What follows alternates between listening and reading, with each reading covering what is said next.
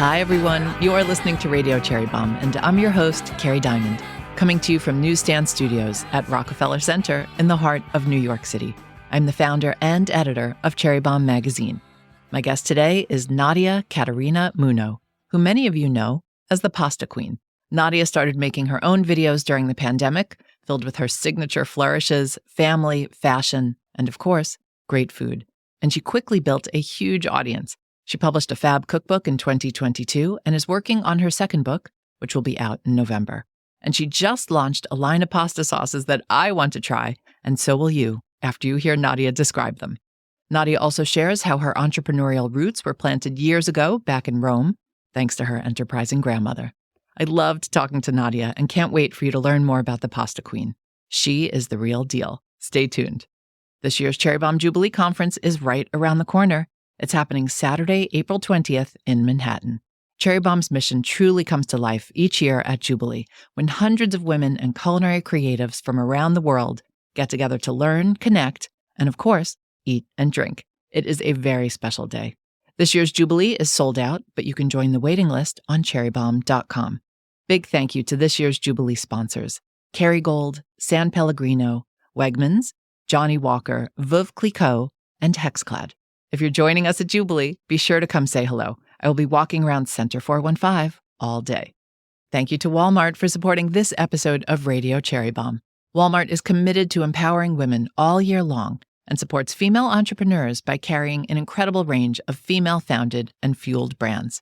Brands like Siete Family Foods, the Mexican-American food brand by Veronica Garza, and, as the name says, her family. Loom, the whole-body deodorant line by Dr. Shannon Klingman, and The Honey Pot, plant-derived feminine care products founded by Beatrice Dixon. Check out these brands and more of our female-fueled favorites over at walmart.com/celebrate her. You can find that link in our show notes. Now, let's chat with today's guest. Nadia Caterina Munno, welcome to Radio Cherry Bombe. Thank you, Kerry, for having me. What an honor to have you on the show for the first time. I'm so excited. Yes, I'm very excited. We met, you said it was maybe a year and a half ago, at a Stanley Tucci event. Yes, he was launching his pasta with San Pellegrino. With our friends at Pellegrino. Yes. Yeah, absolutely. Was that the pastina? No, that was a different one. He was doing the gnocchetti or cavatelli. Yes. And then he did a little pastina. Yes, he did the pastina, which Pellegrino. I got, which was really good, with like a chicken broth. Mm-hmm. Pastina is like a religion. Pastina is the ultimate comfort food of any Italian. How do you do yours? Or is there only one way to do it? No, there isn't actually. There is many different ways. Like I like to do a beef broth versus a chicken broth. There is certain staples that you have to have, like you have to have onions, celery, carrots. But I also add other little things, and I sear the meat before putting the water. This is a very fancy pastina because I just do chicken broth and some grated cheese and the pasta. Yes, so my pastina is really good chuck beef stew cuts. I sear it with onions, celery, carrots, a little garlic, extra virgin olive oil, and I would put some bay leaf and rosemary just to give it a little bit of flavor. I take that out immediately once the meat is seared, and then I add a lot of water and parsley, and then I just let it go for at least 2 hours. Okay. Once that's done, you filter to a clear broth, and then you can boil the pastina in it. Okay. And reuse it. Do you put cheese in it? At the end, always Parmigiano. And if you want to be extra fancy, you put a Parmigiano rind and you let it simmer for the 2 hours while everything is, mixing, and Yum. It's really good. I'm hungry already. All right. Well, Nadia, you are here today because you've got a lot of special projects in the works. You've got this great cookbook. I want to make everything in this book. So oh, good. I'm sure a lot of people feel the same way. So good. Congratulations. Yeah, it was my first ever cookbook, and I never thought that it would do so well. By that time when I worked on this cookbook, I hadn't done many events where I'd met my audience. So to be honest with you, Kerry, I didn't even know that I had an audience because it was just digital numbers when I actually went on my book tour, thousands of people turning up, that I was talking to this amazing community of people that just loved food. People might think that's so crazy hearing that from you, but you were in your home making all these videos. You were never out and about doing events, doing public appearances. It started with my iPhone. And so it just started like that. But very quickly, I kind of realized within 3 or 4 months that it was a thing. It almost started a movement. And somehow I had created this persona, the pasta queen, that really brought this warmth to a very tough time at that time. It was during the pandemic, obviously. That's what Nadia is talking about. And I love the story about why you started making videos. Your daughter showed you a video of someone making, I think it was lasagna, but it was not lasagna as far as you're concerned. No, I mean, at the time when I joined TikTok, there was no known personalities on it. It was a lot smaller. It was a very young audience that really started dancing to trending sounds or to cool, jingles or the Kardashians. And I just saw there was an amazing, large Italian-American community. And I also saw something that I couldn't unsee, which was this blasphemous lasagna that got me addicted to TikTok. And I think the person who was committing the blasphemy made it with American cheese. Yeah, there was an orange-looking, suspicious alien cheese. Who came up with the name The Pasta Queen? Me. And actually, it felt so right and so strong that I trademarked it right away. I was like, I have to trademark this. So I trademarked it in the US and the UK. The reason being is it made most sense because of my background. And, back in the 1800s, my family had this really tiny venture, let's just say. They were very entrepreneurial back then, and they were landowners. They started this little family-run pasta factory from their estate. And it got so big. It was just for the family, then it became for the village. And then the wheat production was so that it was given to the region of Campania, the Consorzio Agricolo. And to this day, this still happens. But the pasta factory shut down shortly after it was created. And the only thing we know from my great aunties, which were little kids at that time, it was during the Depression. There was the First World War, and they just went into farming for themselves and providing produce to the whole region. You have that in common with Giada De Laurentiis. Her family had a pasta factory back in Italy. Wow, I had no Have you met idea. Giada yet? No. Okay, we have to get all of you together. I feel like there needs to be this Marvel universe of Italian cuisine superheroes. Yeah, I mean... we'll get you, Giada, Stanley, yes, Nigella. We need to get all together. Nancy Silverton. Yeah, the Who Italian Avengers. Yeah. That would be a very expensive TV show to produce, but I think it would be one of the most popular TV shows ever. Who wouldn't watch that? Yeah, who wouldn't? Okay, so your family had this pasta factory. Because I was going to say, you didn't go to culinary school. You didn't become a chef. I mean, you basically are now. You didn't set out to be that, but you came from a family with deep culinary roots and traditions. You could say they are the OG foodies by necessity. Tell me who cooked in the family, because you learned how to cook from your family. Yes. Everybody cooked. All the women in my family cooked, from my great-grandmother Carmelina, my grandmother Caterina, my great-auntie Stella, Maria, and Sandra, my auntie Pina. So I was surrounded by this legendary home, raw way of building flavors. And, we would make sausages from scratch. There was farm with animals, ingredients. We would make cheeses from scratch with goats and cow's milk. Wine was made. So I grew up, I remember I might have been like 3 going in the land, the countryside, with my grandfather on his Lamborghini tractor doing the rounds on all the land that he owned all around Campania. A Lamborghini tractor sounds very fancy. The Lamborghini tractor was really cool, and he let us tag along. He wanted to teach us that. He wanted my father to continue on, because that's how it works in Italy. The family continues on the business. My father became a civil engineer, And it almost skipped a generation where I took that concept of farming and I expanded on it in a very digital, crazy concept. Well, it's interesting how it's circled back in a sense. Yes. And I remember as a kid always wanted to do that. It just makes me feel warm and fuzzy inside. Tell me about these recipes. So I know you dedicated the book to all the women in your family. Yes. Are these family recipes? I would say a good 50% are, and the rest are my own signature. And some are just classics. Like you can't say that carbonara is a family recipe or a cacio e pepe. Good But point. you can say that a lasagna is a family recipe because every family in Italy makes it their own way. How is your family's different? Because that's your desert island food, lasagna. Well, brava, esatto. If I was stranded on a desert island, I would definitely want the genie in the bottle to give me endless supplies of lasagna. Mine and my family's is different because we are Neapolitan style, very rich in flavor and very more is more. So we have like boiled eggs in it, salami in it. Our ragu is made with sometimes peas and mushrooms as well.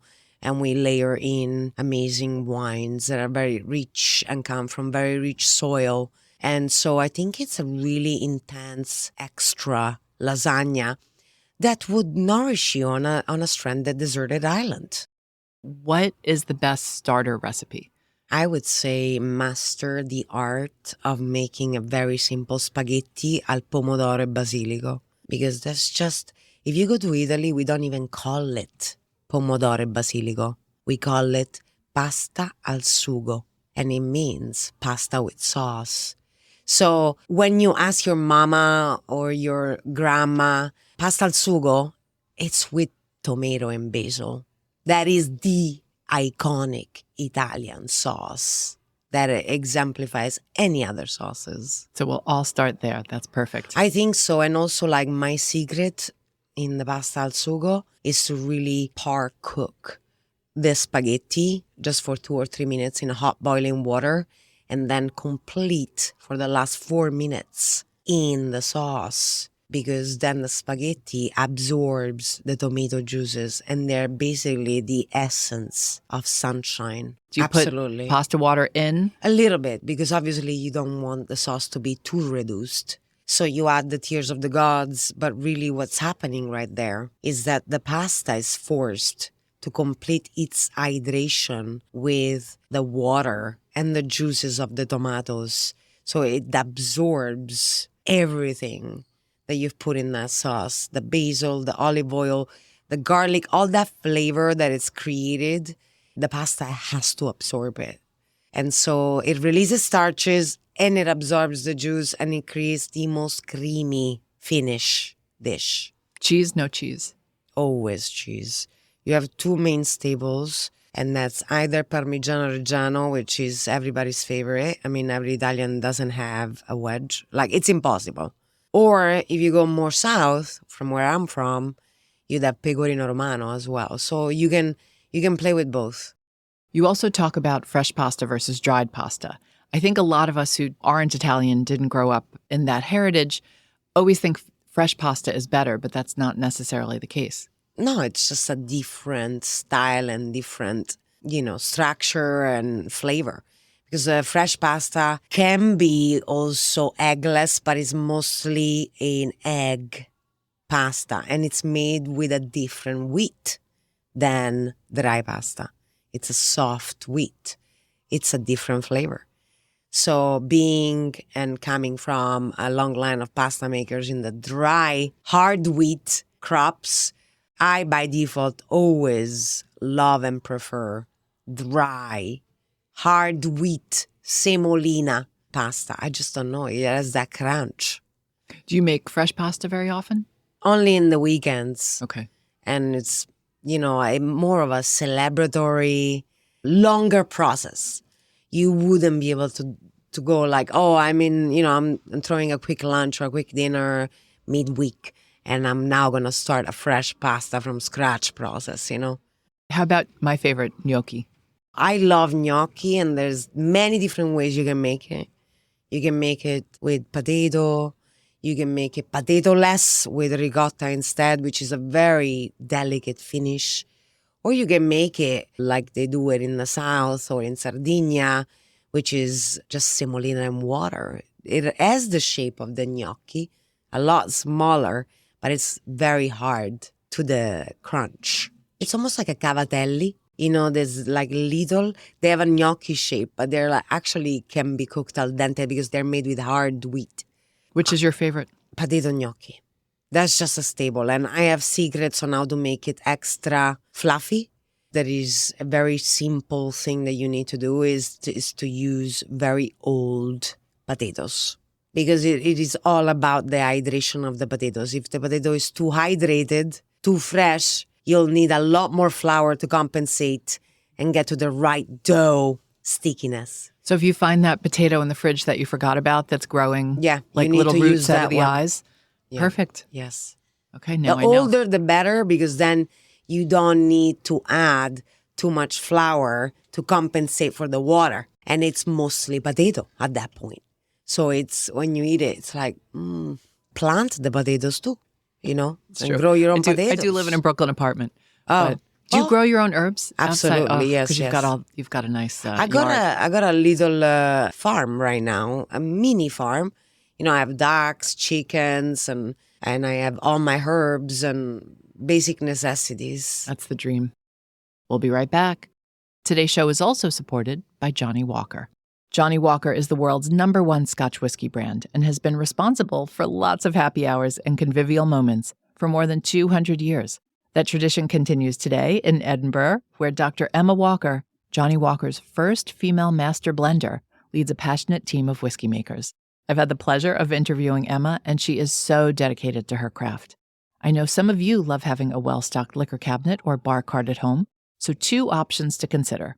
First, Johnnie Walker Black Label. Its nose, as Emma would say, features the bold scent of fruit with a touch of sweet vanilla. Your tongue will pick up creamy toffee, sweet fruit and spice, followed by a warming, smoky finish. If you want to experience the pinnacle in Scotch making, there's Johnnie Walker Blue Label. Its nose features waves of spice that give way to vanilla and honey. You'll experience notes that build from caramel to hazelnut to dark chocolate, then a luxuriously long, warming, signature smoky finish. You can learn more about Johnnie Walker blended Scotch whiskey at johnniewalker.com. You'll find a deep dive into the brand's history and legacy, cocktail recipes, and info on the Johnnie Walker Princes Street brand and tasting room experience in Edinburgh. I'm putting that place on my bucket list right now. Of course, always drink responsibly. You've got another venture, your sauces. Oh my goodness, I'm so proud of it, So Kerry. brand new. Congratulations. I have been asked, what do you think is the secret ingredient that makes your sauces different from any other sauces, right?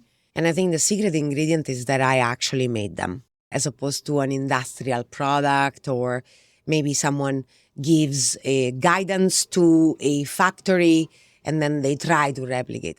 Those sauces were made in my kitchen. The chefs that I work with from my partners that I have developed the sauce with me flew to my kitchen. We spend time to really nail down every single ingredient, no processed, no seed oil, no sugar added. It's all about the ingredients. And I wanted to encapsulate. And, jarring is an ancient tradition in Italy. We jar things at the height of their ripeness to pull us through periods when there isn't fresh or ripe produce. So jarring tomatoes, jarring things, pickling, all that, it's very ancient, thousands of years old back, where you really pull through and you create your pantry, so to speak, Tell us how many sauces and what each one is. We have 5 sauces. We have a classic marinara, tomato and basil. We have an arrabbiata, which is one of my favorite. It's really strong, gorgeous, garlicky tomato, parsley, and chili peppers. Spicy vodka just because it's fun. I feel like a spicy vodka sometimes, because spicy vodka was created in the 80s as a disco pasta. And I grew up, early 90s, my mother was obsessed with it. So it was constant in our household. And the vodka just makes everything better, you know what I'm saying? I grew up in Staten Island, and vodka sauce pizza was the big thing. Yes, and that's what I say. And then we have the white sauces, the lemon temptress.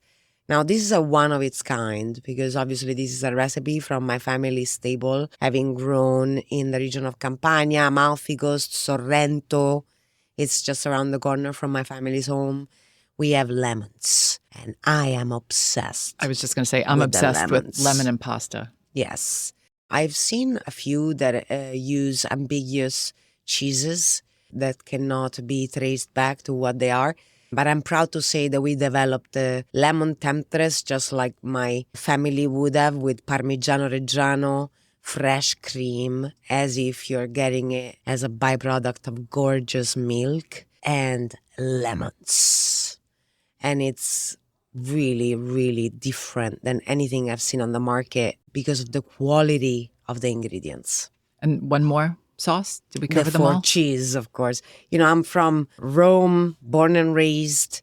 Pizza quattro formaggi is a staple. If you go to a restaurant, you cannot really find like, oh, pasta ai quattro formaggi. It's mostly pizza ai quattro formaggi. And I have been obsessed with the four cheese that I have. And I wanted to create a sauce that can go anywhere. You know, I even cooked chicken, four cheese chicken, and mixed it with the lemon temptress sauce. So I experiment with these sauces. Wait, what is a four cheese chicken? Basically, it's like a chicken piccata. Okay. You know, a piccata is basically cooking with flour and wine. That's what piccata is. And you basically use a couple of spoonfuls of my lemon temptress and you melt it right after the white wine hits it. The garlic is there, you brown the butter, and you just melt a couple of spoons of lemon temptress sauce, maybe one of four cheese. Now, the four cheese has my four most favorite cheeses.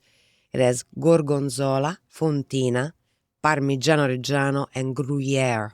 Now, Gruyere might not be 100% Italian, but did you know that is so popular in Italy that is also produced in the northern parts of Italy because we're so close to Switzerland, you know? The Gruyere is a curveball. I was not expecting you to say that. Exactly. I love Gruyere, though. Gruyere, it's one of my most favorite cheeses. And those four together with some fresh cream I have goosebumps. and a bit of Thinking of that nutmeg. sauce. Oh, And the gorgonzola is strong. It's a very powerful little love potion that I've created. So you definitely have to know your cheeses and be a cheese lover because it's powerful. I love gorgonzola, too. I love blue cheese. I love gorgonzola. Oh, yes, me too. Mm-hmm. Me too. What kind of pasta would you serve the four cheese sauce with? You make a gorgeous patito gnocchi or even a ricotta gnocchi and you add the fifth cheese in there. And then you melt the four cheese with the gorgonzola, little tears of the gods from the gnocchi, starchy water. And then you just simmer in there. You can add basil to it at the end. You can add parsley to it at the end, even mint. I love four cheese with mint leaves. It's just so incredible. Where can you buy the sauces? They are at Walmart nationwide in the Okay. United States of America. Are you going to go international? Yes, 100%. And how do you see the line expanding? Well, you know, we've got more sauces. We've got pasta. We've got olive oil. Pasta Queen has to do some pastas. Yeah, I mean, I started with the sauces because it's kind of my specialty. I was blessed with a photographic memory. My father has it. My brother has it. And I almost have a classification in my mind, like a file clerk, of every single flavor that I've ever tasted. And even the quantities and how it tastes in certain degrees. And when I think of a sauce and I'm creating a sauce, I almost know instinctively what should go. And in my mind, I'm mixing flavors before I even create it, actually create them by hand. I'm mixing them with my imagination. And I'm imagining what's going to happen if I add a sprinkle of that, a little of that, and then I mix them and I'm tasting them in my mind. And so I almost instinctively know, no, the mint, no, the sage, no, the thyme. We need a little bit more pepper here, or a tiny bit Calabrian paste, or a little bit more cream, a little less of cheese. That's how I created these sauces. That's so fascinating. It's so interesting to hear how different people's brains work. Yeah, my mind eats before I eat. It's crazy. But I never thought about it because I have a team and we work and we develop recipe every week. And I'm like, they see me like I'm stopping, I'm tasting it with my mind. I was just going to say, people can't see what you're doing, but you're tasting air, essentially. I'm tasting imagination. I'm dreaming of these ingredients coming together. You've been an entrepreneur for a while. I read that you followed some jazz band to London because you sold their merch, I guess, and you wanted to learn English. So you jumped on that train. So this is something that I haven't really ever touched on. But, my family on my mom's side, they started this apothecary in Rome in the late 70s where they sold potion and lotions. And then they got into supplements. And in Italy, they're very old school. By the time 1980s came, it was kind of weird. And my grandmother was at the forefront of importing supplements from the United States, actually from New York. The brand was Nature's Plus, and she was the exclusive distributor and created a franchise all over Rome and then all over Italy called The Witch. The Witch. In Italian, La Strega. My grandmother came from nothing. She was the definition of a hustler. She was a hustler. She started from scratch, started from her home. Then she opened this little apothecary. Then she made it into a franchise. She sold the franchises. Then from one shop, went to 5 shops, and went to 10 shops. And now they are distributor of products all over Italy and parts of Europe. So when I was growing up, she was very straightforward with me. She's like, young lady, you're going to have to learn to work and sell.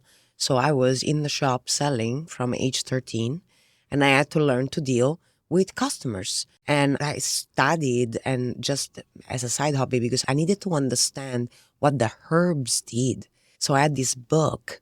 It was the Nutrition Almanac, it was called. And I was studying everything. And she was, I would ask my grandma, like, what does this do? What does that do? And then I learned to put together potions and lotions. And I loved it. And I loved interacting with people. And I loved to see that exchange. I give you something, you give me something, there's an exchange. And I had to be brave because sometimes you just throw me in there. Oh, you're just going to sell. Oh, there's 2 clients that came in. Just find out what they want and just fake it till you make it. And so I was, from a young age, always thinking I was in commerce. I was like a tradesperson, and then I had my dad's family who were farmers, and there was exchange there. And there was, I bring you a ton of flour and you pay me or you give me something in return. So I understood commerce very rudimentally. And so I always thought, I'm good at this. Like I had early success and everybody in the shop loved me. She's like, oh, granddaughter's so cute. And I don't know, I just built confidence in being able to deal with people. My grandmother built the empire for the family, and it's still going to this day. Now it's almost 50 years in business. So The Witch, if you go to Rome and you see a shop called La Strega, it belongs to my family. She really set the bar for, my mother became the CEO of that company. And, when my grandmother stepped back and my mother was the CEO, and I was in there with her, and I was going to trade shows in North in Italy, and I got to travel a lot for the trade shows where you have to sell.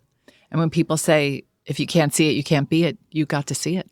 Yeah, and I was proud of it. And I saw, it was a women-led business. My grandmother, my aunties, my cousins. And so I commissioned this series of painting 4 years ago where I didn't want them to look like us, but because it was 5 women running this business.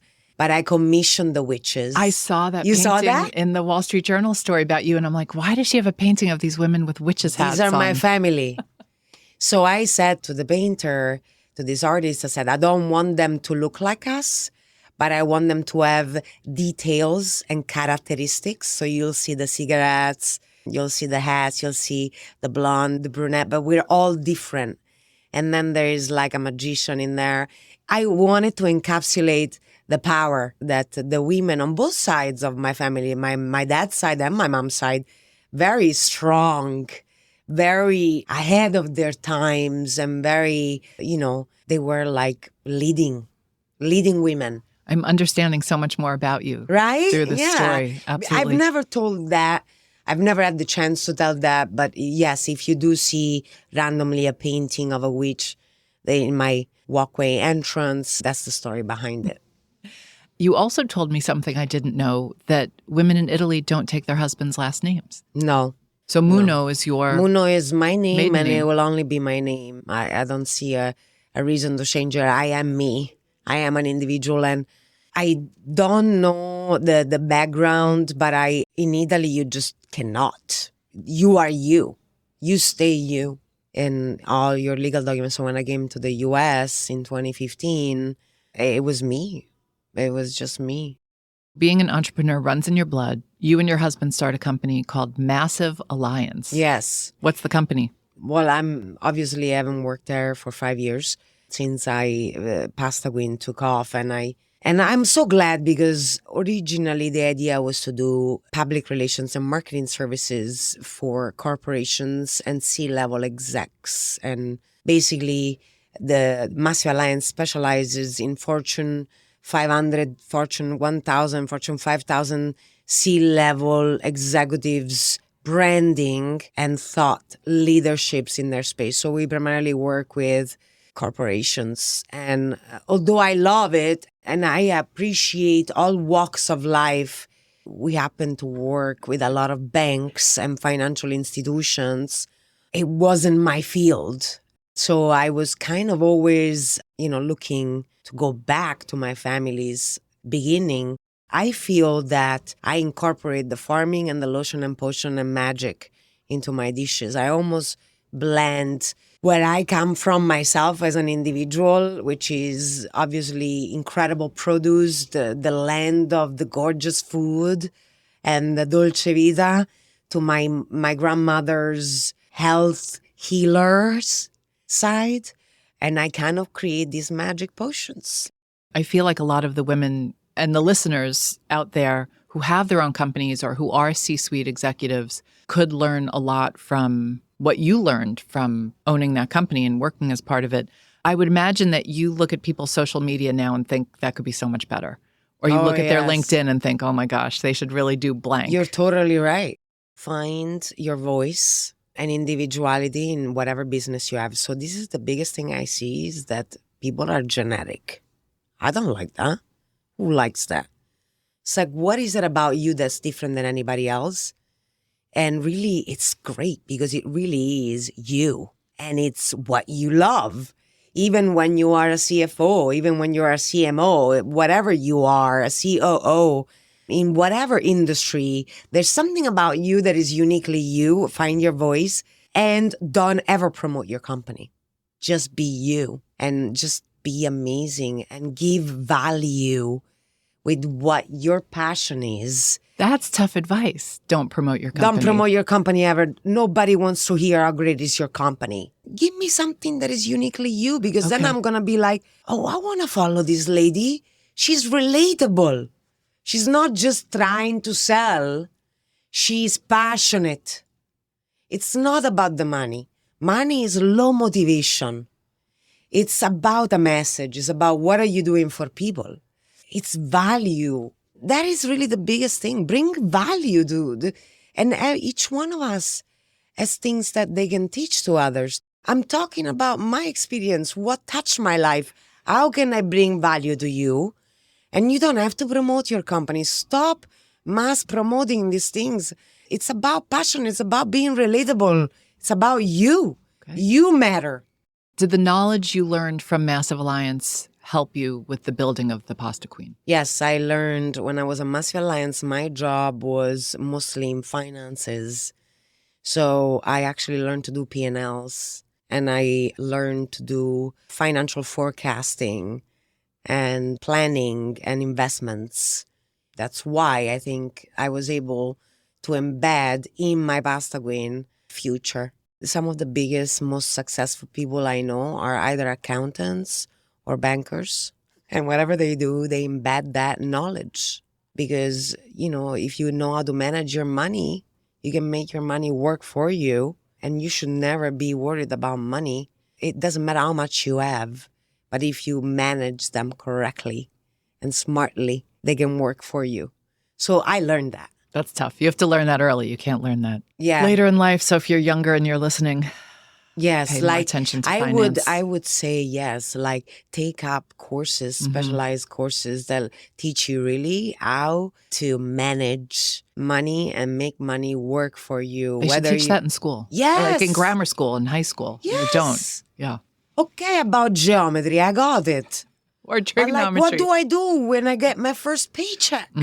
How much should I spend of it? I think about all the tiers in chemistry class, trigonometry, and I graduated not knowing what a mortgage was, what a And stock. you're like, okay, so you got a big deal, right? And you get all this money. And you're like, what do? Do you go and buy a Lamborghini? Do you go on a 1-year sabbatical and spend all your money? Like, what do you do when you get your first paycheck? If it's $1,000, $2,000, $10,000, how do you manage? What are the rules? You see, this is very important, and I had to learn it by hardship. And it was not taught to me in school. I trained under my CPA, and I actually decided, I was like, okay, I need to actually spend time. I spent a whole year with a certified public accountant here in the US, understanding how to manage money. But it's something that I wasn't taught in school, but I was like, I need to know this. And it helped me a lot. You know, I love her for it. Let's talk about Martha Stewart. She's a big icon of yours. You've looked at her empire and are kind of modeling what you're doing on her. Well, you know, I think I joked with the Wall Street Journal last year, and I said, you know, it's like the Italian Martha Stewart, but I think we're very different. What I love about Martha is how fun. She can be fun, professional, little edgy, but really great work ethic. And you can see that in everything she's accomplished. That's what I want to emulate. I just think she's very grounded. She's very strong. She's gone up and down. She's done so many different things. She's also very well versed in finances, which I think helps. And if I can give advice to young entrepreneur, you know, women, whatever, you know, anybody, just understand that side of the business, because it's not about how much money you make, because, you know, you have like sports star that make millions and millions of dollars, and then they burn it all and then they're broke. And so how do you manage, no matter how much money you have, to build your empire? Who are your mentors in the industry? Do you have any? Yes. Susan Magrino is definitely one of my mentors. One of the top PR folks in the PR world? Yes. I mean, she's been with Martha for 40 years, and she's also, I don't know, there's something about her that's very witchy as well. She was. And she's magical. She you know, is. she's a creature of magic. And when I'm with her, we just vibe.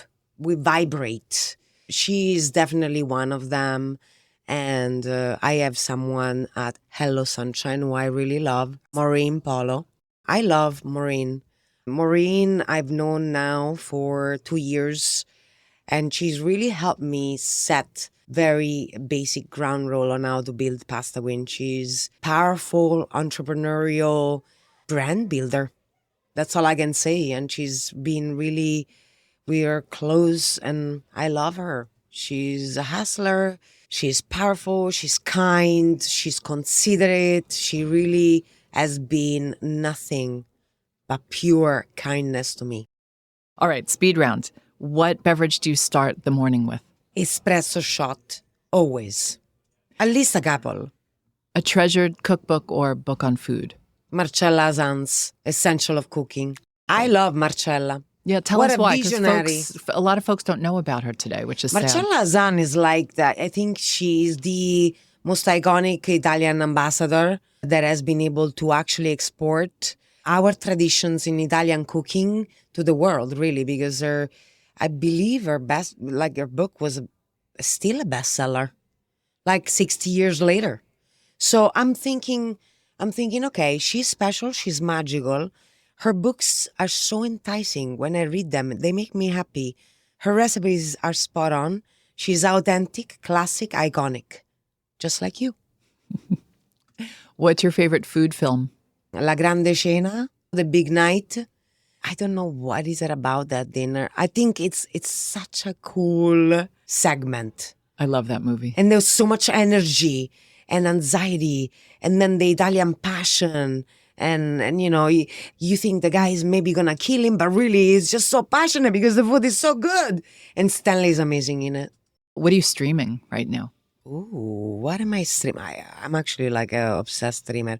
Right now, I'm streaming Resident Alien. I stream so much. I have so many great ones. But I thought it was clever the way this alien comes into a little town and then he becomes a doctor. I mean, it's comedic. And I love comedies. What's always in your fridge? Parmigiano Reggiano. What was your favorite snack food as a kid? Prosciutto di Parma. What's your most frequently used kitchen implement? A ladle. A ladle. Okay. Yes. I think you're the first one to say that on the show. Ladle and pasta tweezers. I use them for everything. What do you use a pasta tweezer for? To create the most amazing pasta nests, but also to just move things around in the pan, to toss the pasta about, mix the tears of the gods with it, grill vegetables, pick up meatballs, very important. What's your favorite smell? Musk. Okay, last question. If you had to be trapped on a desert island with any food celebrity, who would it be and why? Food celebrity? Because you've already thought about having the lasagna airdropped, Ooh, so basically I'm alone with a food celebrity and we're eating lasagna? This is hard. What do you think? For you? Give me some names. The three most popular are Martha, Anthony Bourdain, and Ina Garten. No. Not on the deserted island. Someone who we can just like have a lot of laughter. I want someone who's really, really laughing type. I love laughing. It makes me happy. Like feel trying good. To think who makes me laugh so much. You know who I just love so much? Nigella Lawson. I've never met her, but I think she's got a little bit of an edge and she's got a great sense of humor. One of the smartest people too, yeah. Okay, yeah. maybe Nigella. And somebody you could talk to forever. Okay, I good. feel like. Just bring some sunscreen. That's it. Sunscreen, Nigella, lasagna, and Brunello. Done. Great. All right. Well, Nadia, you really are the bomb. I've absolutely loved getting to know you better, and I can't thank you enough for your time. Thank you for having me. See you very soon. That's it for today's show. I could have talked to Nadia for another hour. I would love for you to subscribe to Radio Cherry Bombe on Apple Podcasts or Spotify and leave a rating and a review. If you're a longtime listener and you haven't left us a rating or a review ever, it's time. Our theme song is by the band Tra La La. Joseph Hazen is the studio engineer for Newsstand Studios. Our producers are Catherine Baker and Elizabeth Vogt. Our associate producer is Jenna Sadhu, and our content operations manager is Londyn Crenshaw. Thanks for listening, everybody. You're the bomb.